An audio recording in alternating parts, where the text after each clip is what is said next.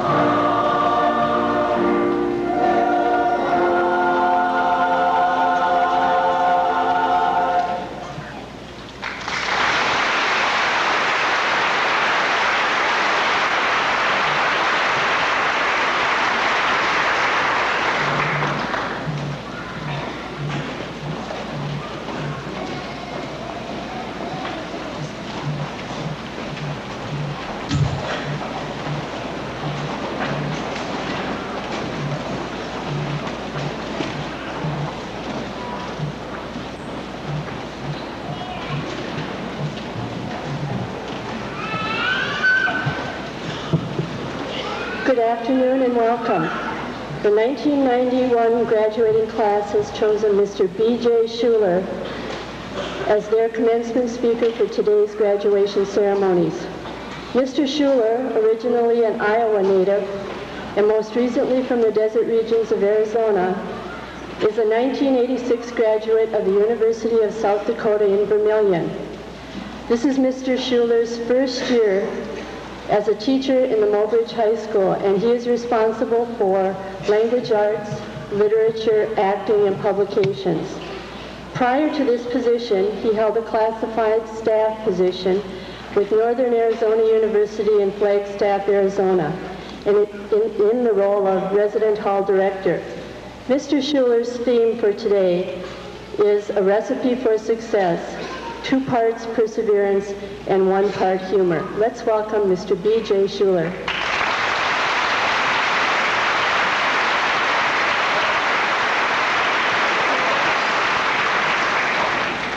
Good afternoon. Thank you, Mrs. McMullen. Welcome, everyone, graduates, parents, faculty, staff, all distinguished guests. When I was approached to speak here today by President John Pitzer, the president of the class, I was informed that you'd have approximately 15 minutes to spend, Mr. Schuller. In fact, some of the teachers in the school reminded me that although I had 15 minutes, I really didn't have to use it all if I didn't want to. So just to be safe, I brought my stopwatch. And we'll lay that out, and I'll give her a push here when I begin. Oh, wait, I've already begun. I better push it now. And just to save a little bit of time, I put my notes down, real basic on some paper this morning at the breakfast table, so that in case I started to get off topic, I could always get back on. So let's see where we're at. Oh, no. This is my abbreviated version. I guess I'll have to just go a little bit from memory here today. Now I don't know what to do with it. Although it will be roughly 15 minutes, maybe a couple more, so go ahead and sit back and relax. It'd be a lot better than my graduation commencement speaker. He spoke for approximately an hour, and not really sure what he said. I was asleep after about the first 15 minutes. So. As Mrs. McMullen mentioned, my theme is 2 parts perseverance, 1 part humor. Perseverance, as you know, means you stick to it, you stick with it, never give up. That's really true. I have a quote on the front of my podium in my classroom that most of you that have been in my classes already know what it says. It's by George Bernard Shaw, and it says simply that my way of joking is to tell the truth. I find that's the funniest joke of them all. I've never ever heard anyone or anything stated more clearly to me. Now, almost every commencement speaker in the world will advise you as a collective group of graduates that the world lies in front of you. The future is yours. It's what you make of it. You've only just begun. And those are sort of true. But when you get right down to it, all they really do is throw out a lot of little cliches, about 1 million or so little cutesy sayings that they hope will help you. Well, I really shouldn't say 1 million. I've been told at least 50, 60 billion times that I shouldn't exaggerate things. All of them have the same purpose in mind. Well, it's a delayed joke. So. All of them have the same purpose in mind. That is to prepare you for the quote-unquote real world. Well, I've got news for you people. You are in the real world. And I have a real hard time with people that say that you're not in the real world yet. Some of the stresses that I remember when I was in high school, of the tests and the term papers and the grades and trying to make a yearbook or newspaper deadline and everything else, I never had that much stress, or rather I haven't had that much stress since I left. So I think you've already been in the real world. It's just time to continue now. So don't let people tell you that you're not. Now graduation affects a lot of different people in a host of different ways. First of all, you have your parents.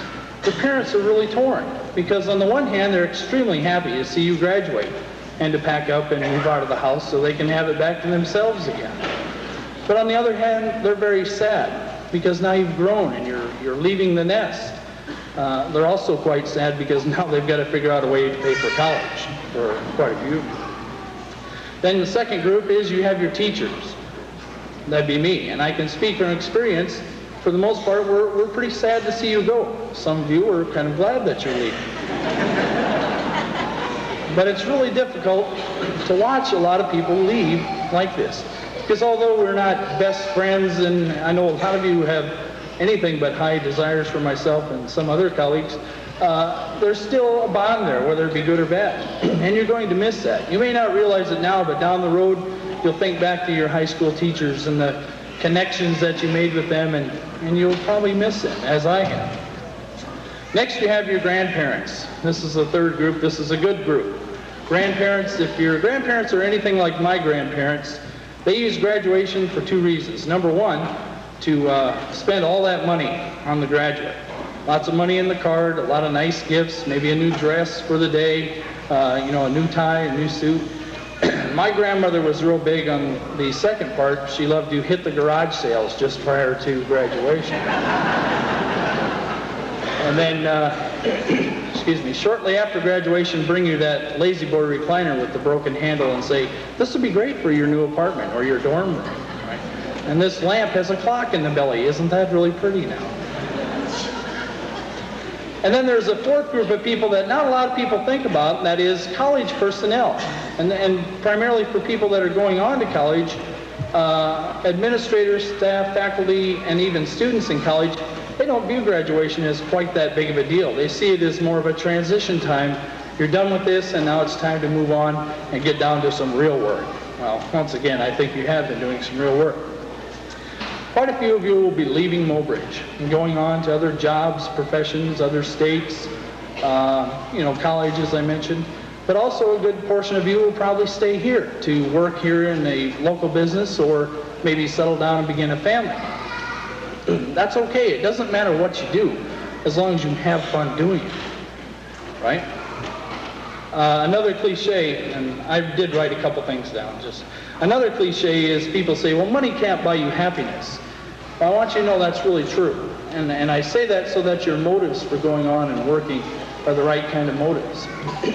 I'll give you an example. A friend of mine who I graduated from the U with was here last Wednesday night. He lives in California now, but he's visiting relatives in this area. He is a computer programmer. The first year out of college, he made $65,000 as a computer programmer.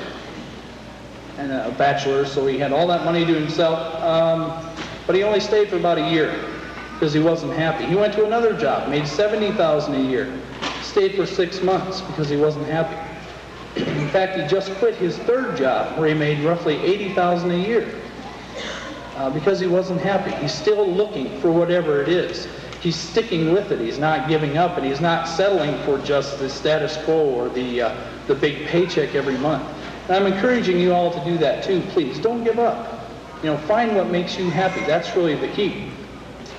Some of you, this is another typical commencement speaker type thing to say here. Some of you are destined to be doctors, lawyers, politicians, world leaders, teachers, whatever the case may be. And some of you are not. Some people are destined to be on a restaurant type job or whatever. All jobs are equally important in our society. And just a little kind of reality thing, the Friday USA Today mentioned that as of this last Friday, nearly 500,000 people in the world right now, and not the world, but the U.S. right now, are filing for unemployment benefits. And that's just from jobs that offer those benefits. So I want you to be aware of that too, because it is a difficult market out there. We don't want you to be in that group of people. Perseverance is what's going to get you through that. Perseverance, if you're in medical school, let's say, there's a minimum 8 years of college to get through. And you don't get through that on your good looks. You have to have perseverance. And a lot of money helps too. But let's say you're not a college-bound individual. You still need perseverance to deal with that customer who's a big pain in the neck, and no matter what you do, nothing can be right for that customer. I've often thought, when I worked at the Pizza Hut in Iowa, I've often thought that all it would take is to have that one customer work one of my shifts on double coupon night. And they would never be rowdy again when they came into that store. While you're working, have a lot of fun. make light of difficult situations. And I'm not saying don't care about things, because that you do have to do that, but you can also make light of it. Let's say you become a surgeon, go through medical school. You've got your patient laid out on the table. You're cutting away and you make a wrong cut. It's okay to say, whoops. You won't get in trouble, especially if your anesthesia person is doing their job, because the patient will never hear you. Let's say you're a dentist, you've got a patient in the chair. The patient's wiggling around trying to get out of that chair because you're driving the pain threshold right through the top of their head. Go ahead and make a little joke. Say, here, have a piece of aluminum foil to bite down on. Take that mind off that probe stuck in your gums. Don't be afraid to have a little fun. Do what you have to have fun within, proper limits. Laugh at yourself. Laugh at your mistakes. Because that's the only way you'll realize that life isn't so bad and you can learn from those mistakes. It's a whole lot better to laugh at yourself than to turn to, real nasty things like drugs and alcohol. They never solve a problem. All they do is kind of hide it until later. One of the best bumper stickers I've ever seen in my life, I can't repeat to you word for word here today, so I'll paraphrase a little bit and add my own. It says basically, stuff happens. Okay? You can incorporate your own meaning there. This is extremely true. In fact, a lot of you and a lot of other students here in the other grades, a lot of people know when they come to me with a highly difficult or high stressful situation, they may have heard me say at one point or another, hey, I'll sleep tonight. You ever heard that? Yeah? Okay, I know you have. That doesn't mean that I don't care about what's going on. What that means is, yes, this is a difficult problem, and we'll have to deal with it, but we also have to let life go on. We can't thrive on the moment for so long. We have to stick with it. Keep driving, go right through. Because remember, stuff happens. Yes, that's true. In fact, that same stuff happened long before you ever came along, and it'll also be happening long after you're gone. So don't let it weigh you down, and laugh it off a little bit, okay? Stick with it. Okay, well, I guess speaking of moving on, let's check the timer here. I'm a little early. I'm okay. I'd like to end here today, I guess, with a story. I know, imagine that. Those in my class know that I have a few stories I like to tell now and then. Although this is a true story. Actually, all of them are pretty well true stories. As far as you know, anyway. As Mrs. McMullen mentioned, I worked in the college setting. First, I worked at the University of South Dakota in Vermilion. In fact, I see some of my former residents from my floor here, Rosso, Schaefauer, and I'm sure there's a couple other that I haven't seen yet. I was an RA, which means a resident assistant. That's a person who lives on the floor, lives and works, and helps other students on the floor deal with situations. Like, somewhat graduated from that and became a hall director, which is the person in charge of the whole building, kind of the boss of the RAs.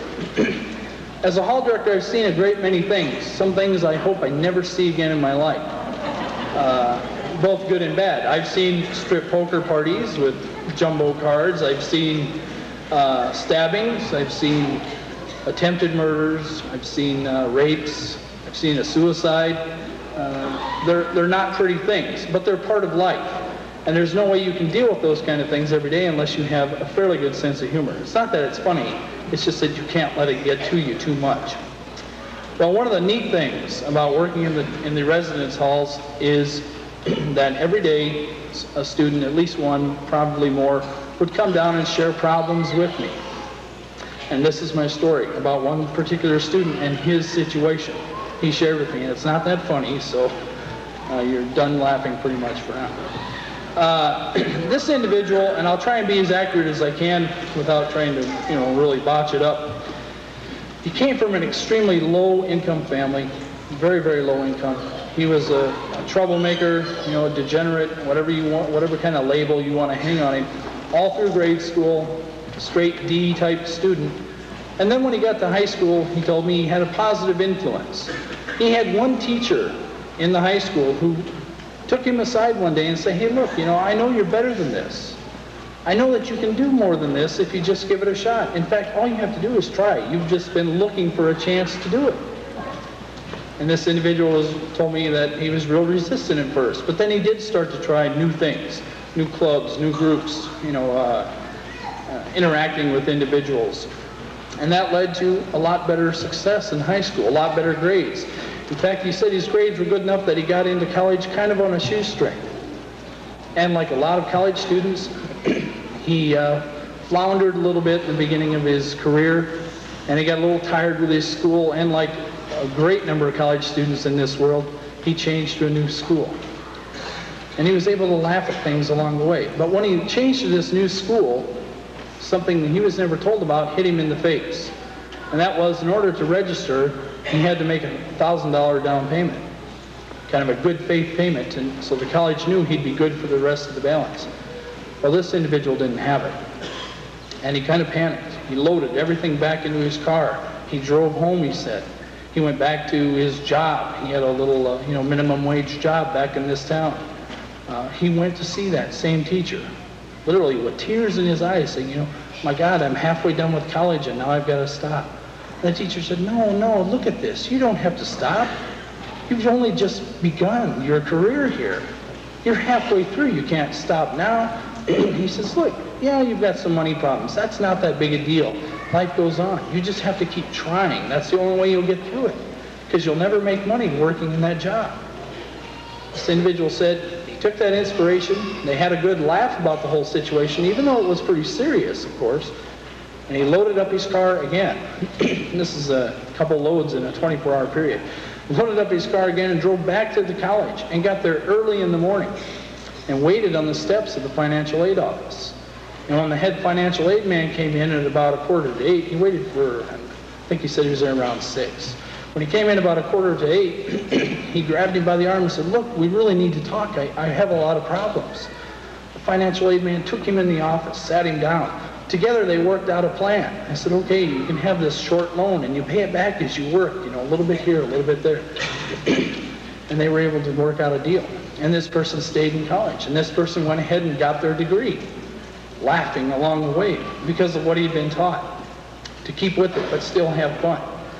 In fact, this person went on, got his degree from college, then went into graduate school, then went to work in a job. If this person had never stuck with it, if this person had given up when the going got hard, and if this person wasn't able to laugh at his own mistakes, there's no way that on this day, this person could have been in Mobridge High School, in Scherhow Arena, at this podium, talking to a group of graduates such as yourself.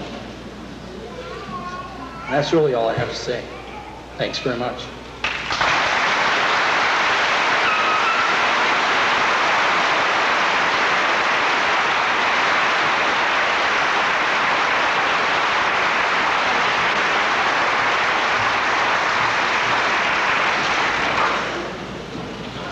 Now you know the rest of the story, as Paul Harvey would say. Thank you, BJ. This is the time of the program where annually we publicly honor those graduates who have received awards of honor and who will be graduating with varying degrees of honor later this afternoon. Mobridge High School, for some years now, has recognized honored graduates in 3 categories. Those who graduate with highest honor are those graduates who have qualified for the South Dakota Regents Scholar Award. The criteria for that award are these: a grade point average of at least 3.0, which is a B or better, and completion of the following courses with no grade lower than a C: 4 units of English, 4 units of math, 4 units of science, 3 units of social studies, and 2 units of one foreign language. The second degree of honor is called a graduate of high honor, which recognizes those students who graduate with a grade point average of 3.75, which is an A- average or better, with no specific course requirements attached. And the third honor degree, those who graduate with honor, that is, those who meet the requirements for the Presidential Academic Fitness Award. And the Presidential Academic Fitness Award criteria are these: at least a 3.3, which is a B+ grade point average, plus a composite score at or above 80% on a standardized achievement test, plus 12 credits in the new basics of English, math, science, social studies, foreign language, and computers. This year, we're especially proud to be able to recognize 16 honor graduates, that is, graduates who meet one or more of those three categories. And I'd like those graduates to stand and approach the stage at this time.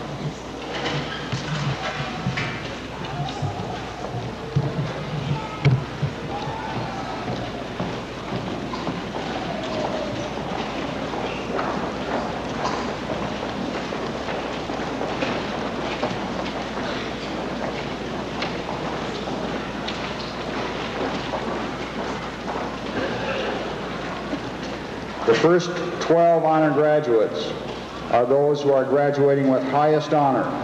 These are the Regents Scholars. Barbara Ann Schaefbar,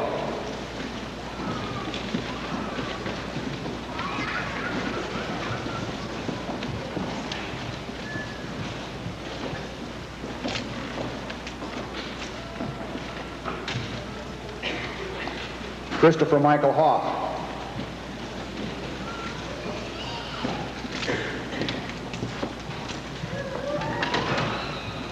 if you'll notice on the back of your diploma, each of these names is indicated with some sort of a symbol. Some of these graduates actually qualify for more than one degree of honor.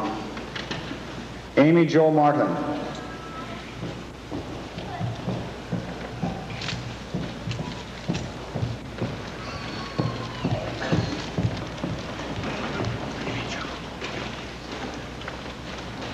John Timothy Fitzer,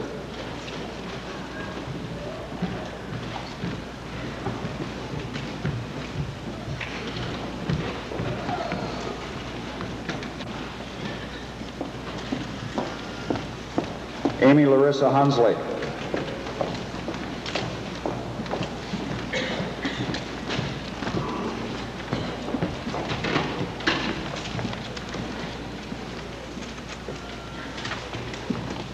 Jeffrey David Steckman,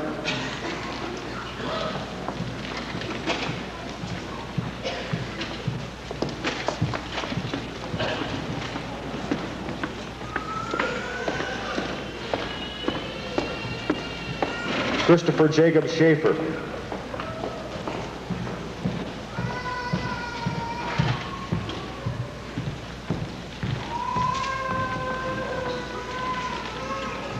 I didn't think she could reach over the top of that long drink of water.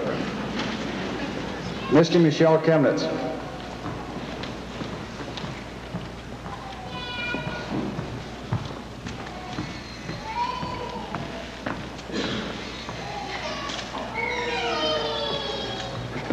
Jennifer Peters,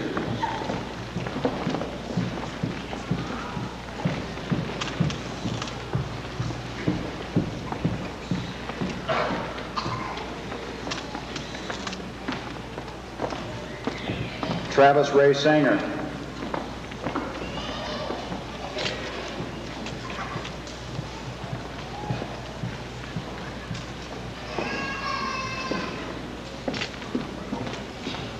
James Christopher Cerny,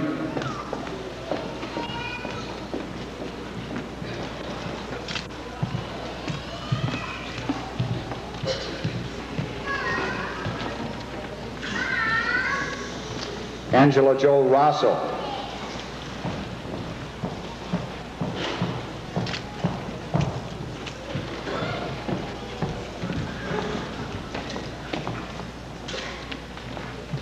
Cinnamon Lee Brooks,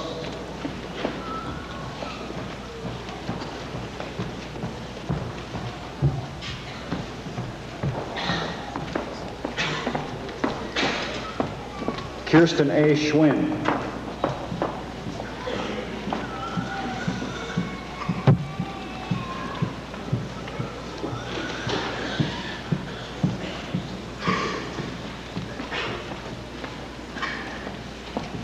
Jody Ann Reddy,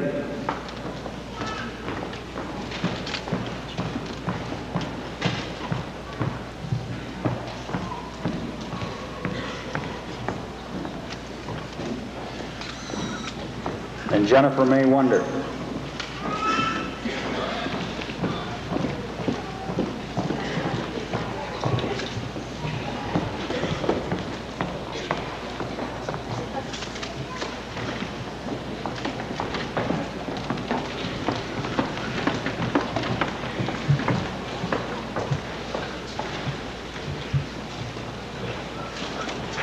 I'd like you to join me in applauding the achievements of these honor graduates.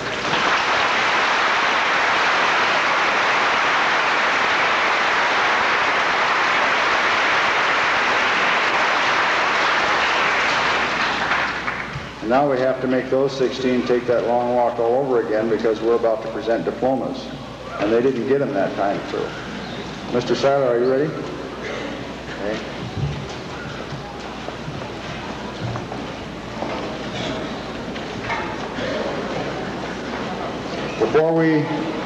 Before we present the diplomas, I will certify that the seniors receiving diplomas today, and all of them will, have met or exceeded the requirements for graduation prescribed by the state of South Dakota and Mobridge High School.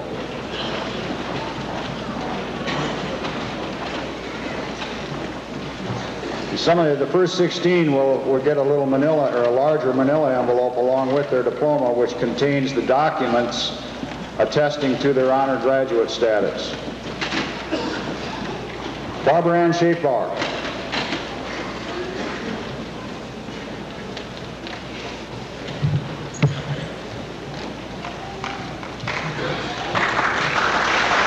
Numero uno.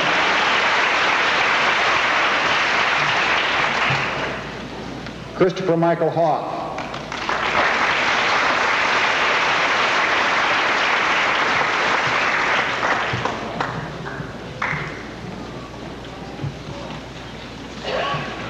Amy Jo Martin.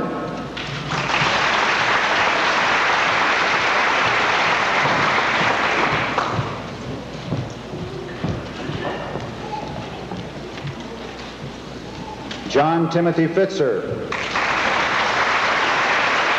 John is also president of this year's senior class.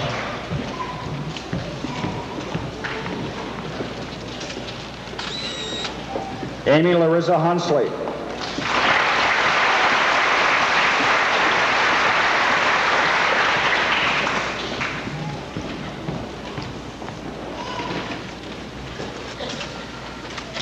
Jeffrey David Steckman.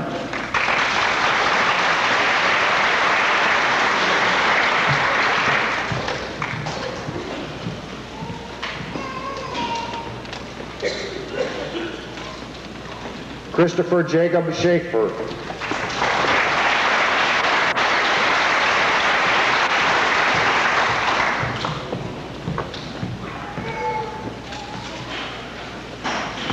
Misty Michelle Chemnitz.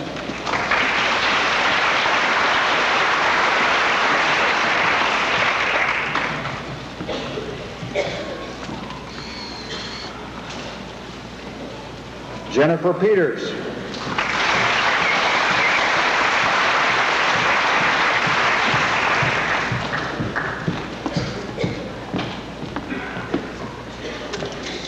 Travis Ray Sanger.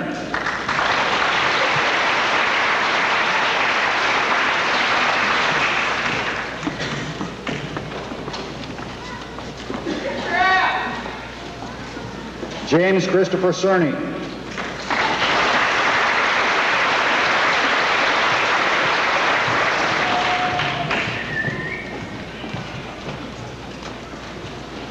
Angela Jo Rosso.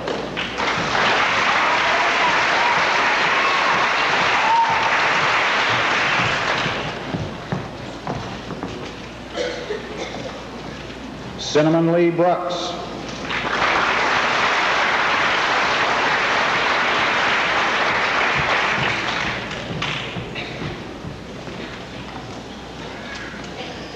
Kirsten A. Schwinn.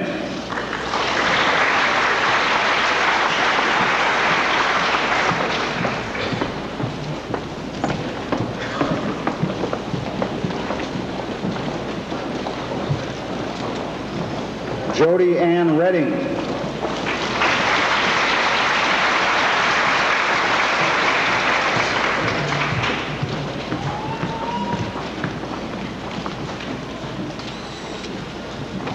Jennifer May Wonder.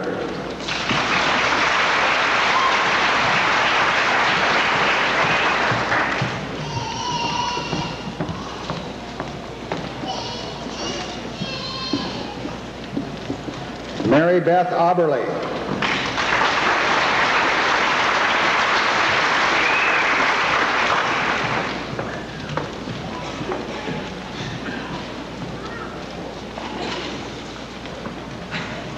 Tony Anderson.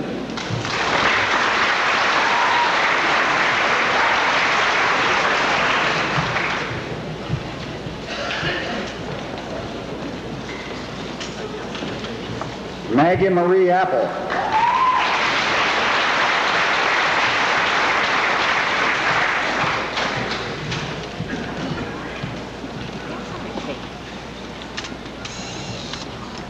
Mary Crescent Biersbach.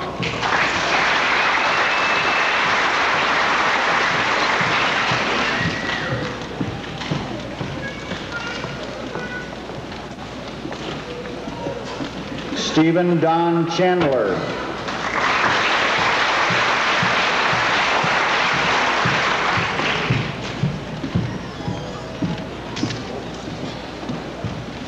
Danelle DeRay Ducheneau.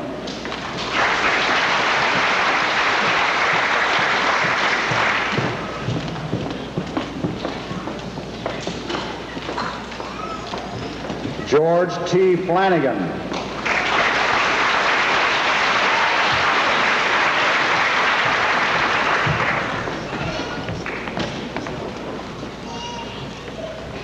Amy Elizabeth Giese.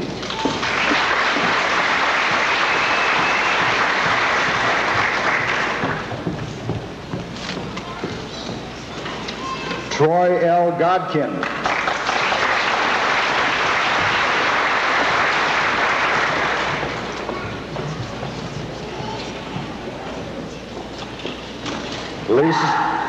Lisa Ann Imberg.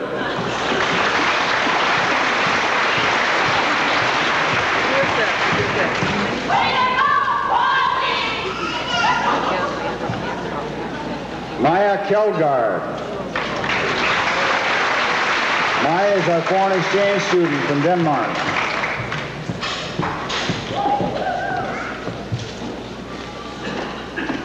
Stephanie Renee Costers.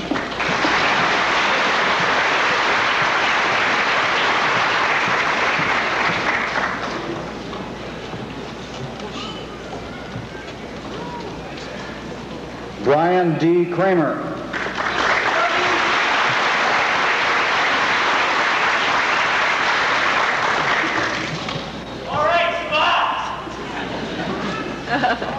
Michael David Kramer.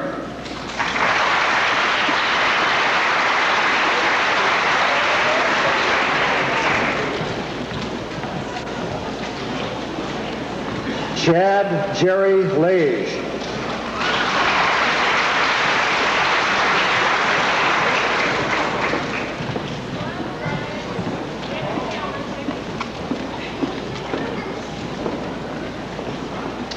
Stephanie M. Landis.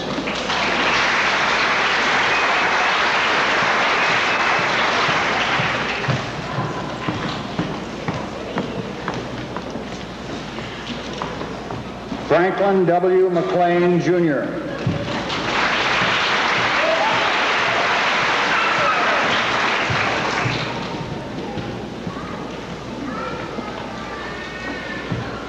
Christy K. Merkel.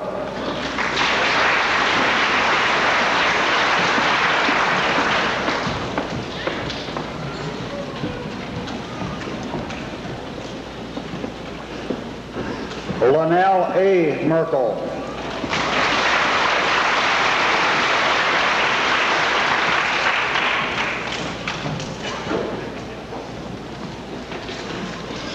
Charles P. Metler.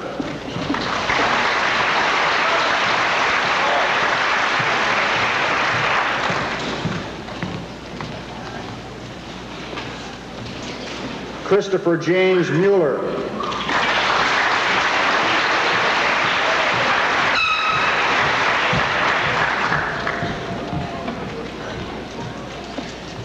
Thomas Edward O'Connell.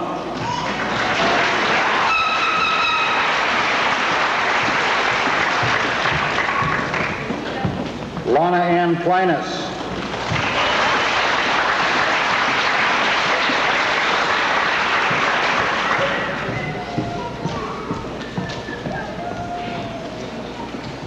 Weston John Plinus.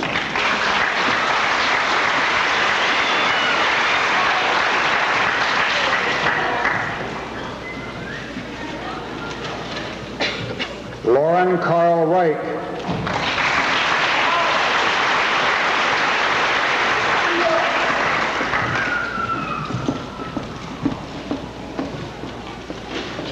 Lonnie S. Schaefers.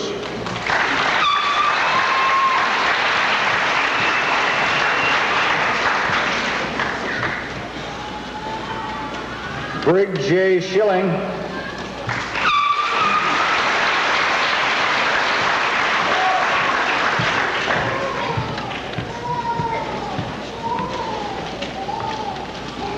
Jason Dean Schillingstad.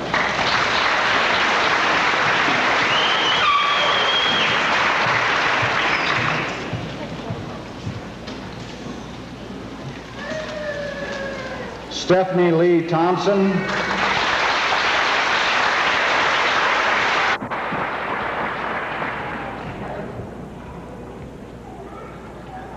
Joanne K. Tumbleson.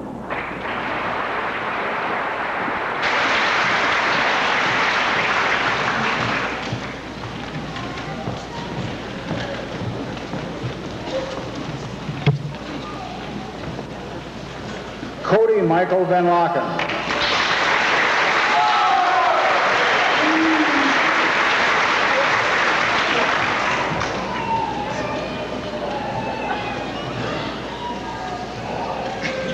Sean D. Wendt.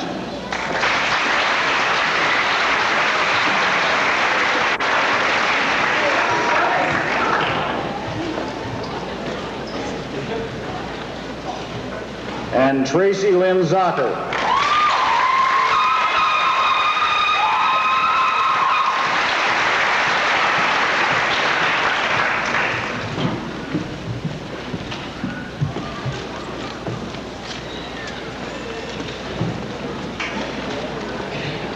Thank you, Mr. Seiler.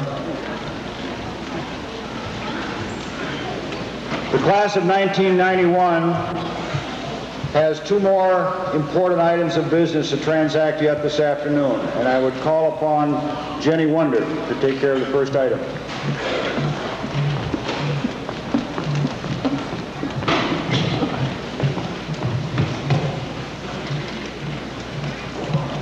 Before we officially become graduates of Mobridge High School, I want to pause to remember a very special person who was part of the class of 1991, Corey Utter.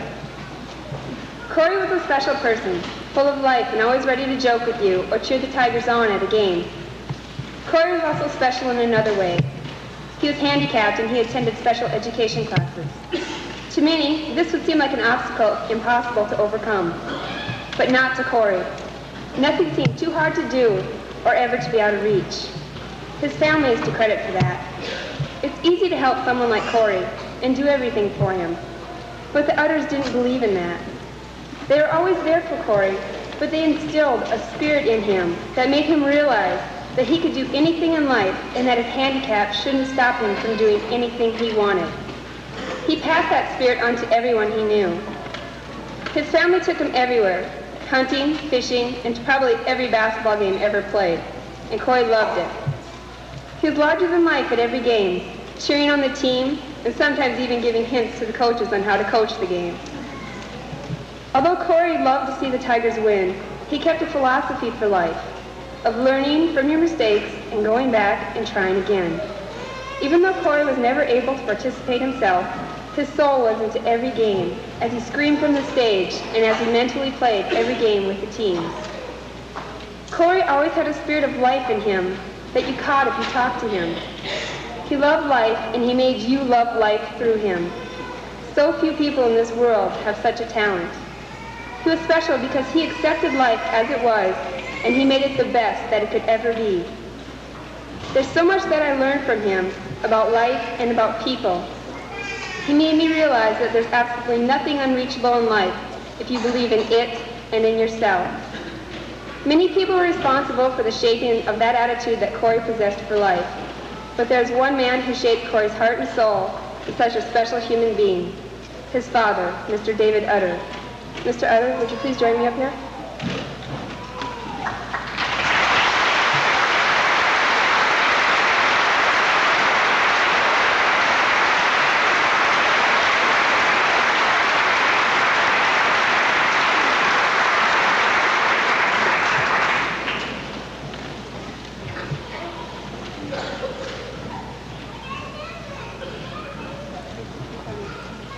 On behalf of the class of 1991, I present this plaque of your son to you.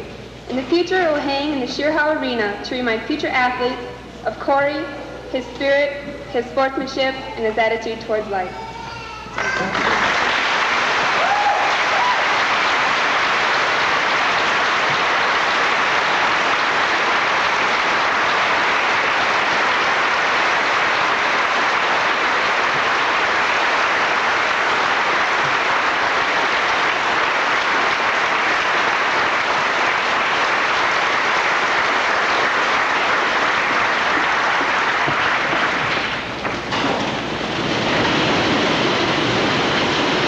Jenny. Thank you, David.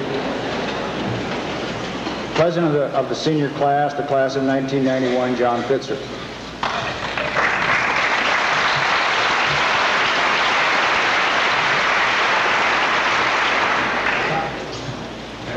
I didn't write anything down, and I'm not a great speaker, so I'll keep it short. First of all, I want to recognize our foreign exchange student for this year. Her name is Maja, and she's from Denmark. Maja, would you come up here, please?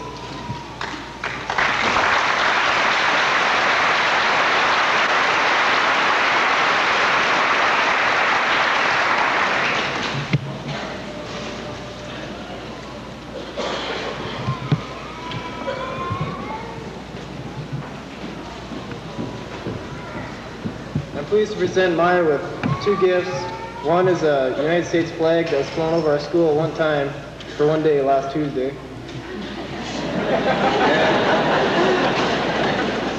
And the other one's a Black Hills gold ring.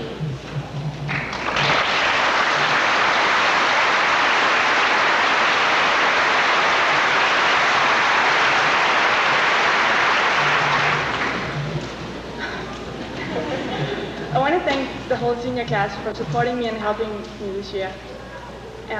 I really had a great year here in Mobridge and at Mobridge High School. And I learned a lot that I will never forget. Thank you.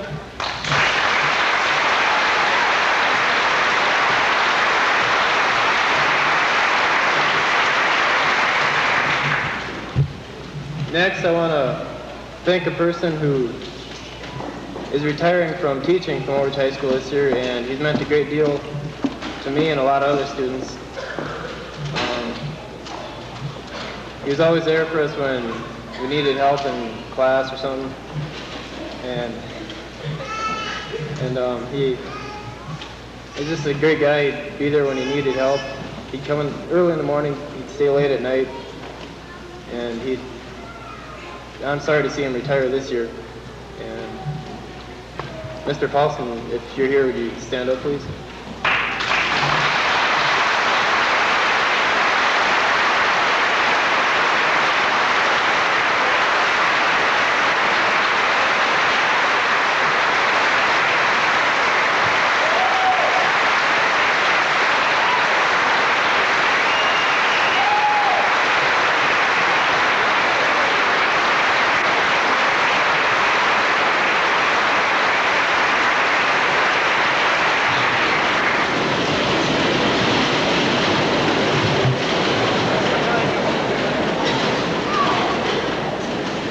I can't put into words what he meant to this school, and no one will ever be able to replace him.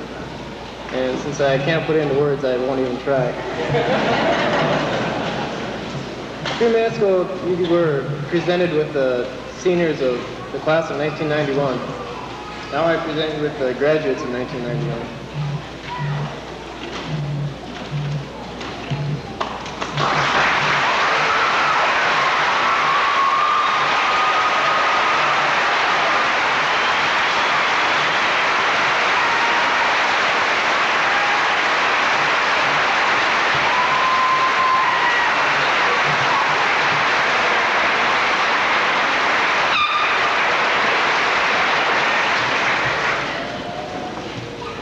And just a little word to the graduates. I want you to, in the future, just to have fun, like Mr. Schuller said, and best of luck to all of you.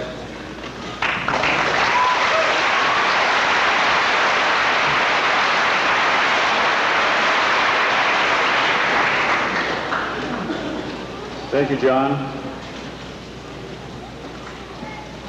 You can be seated now. That's all the applause you're going to get for a couple of minutes, okay? So you can sit down for a while. John, you do nice work. Good job. This is the last time that seniors, that we'll all be together in the same place at the same time.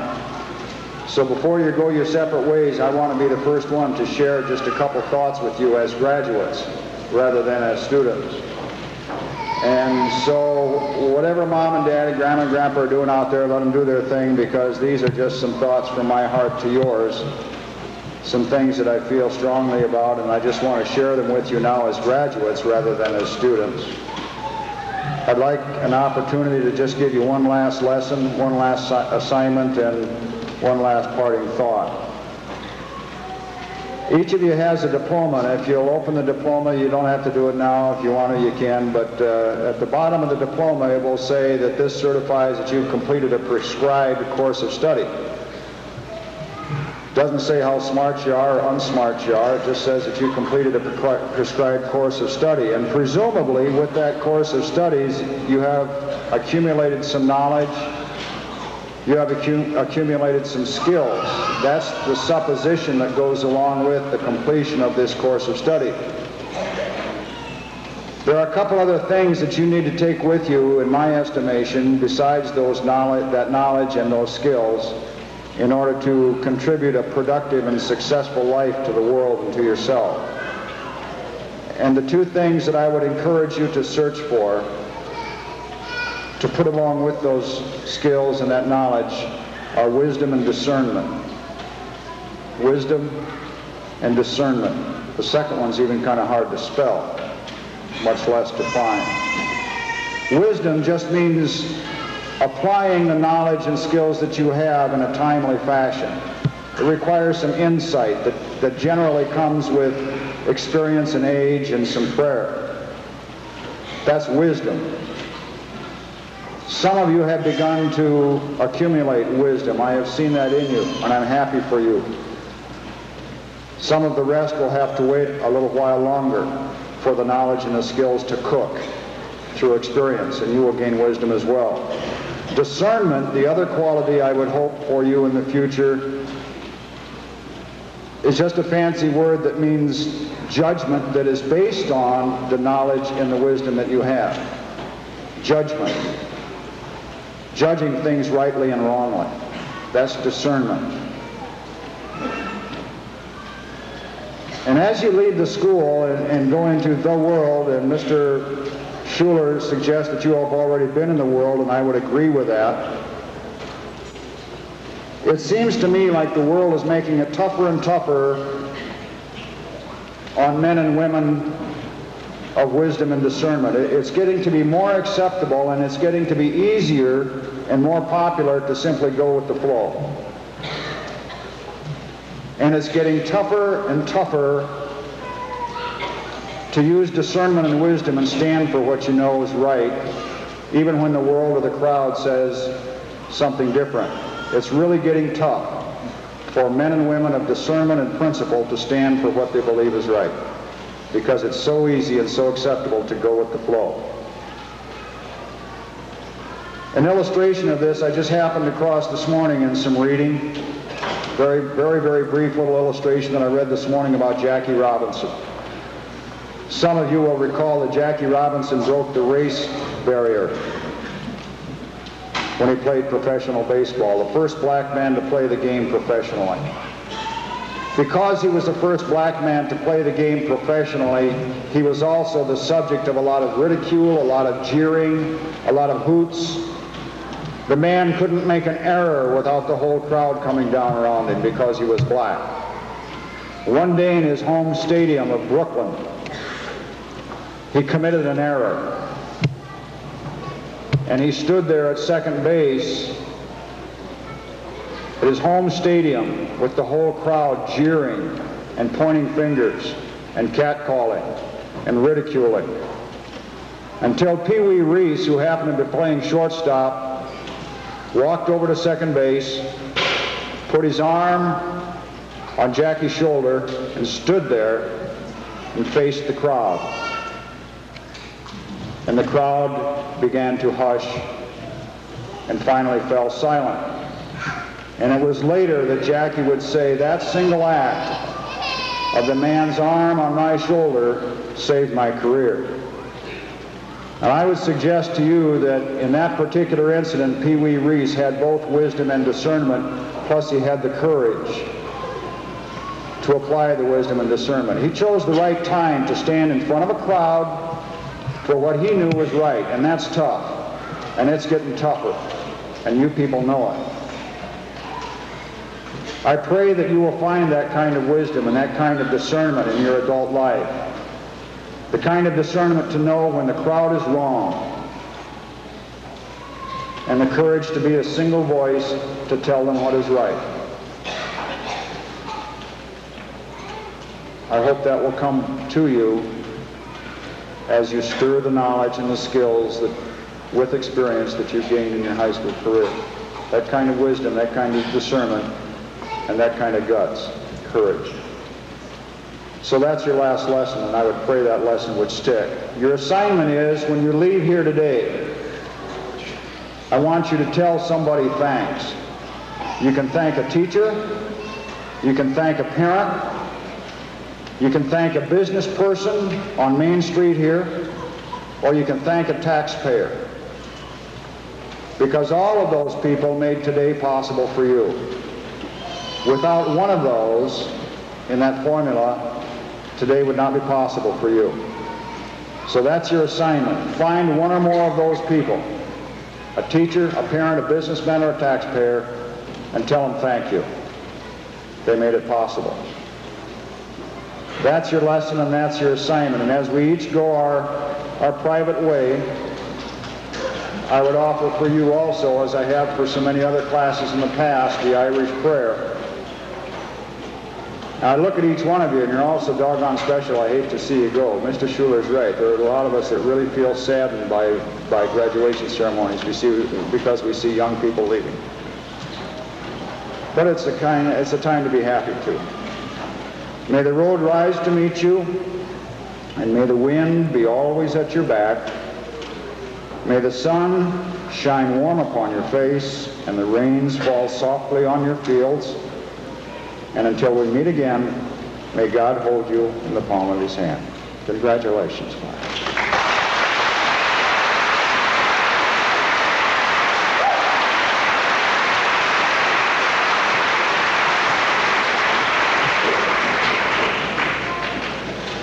One addition to the printed program, I am the pastor of Grace Congregational Church as well as the United Methodist Church. Let us stand.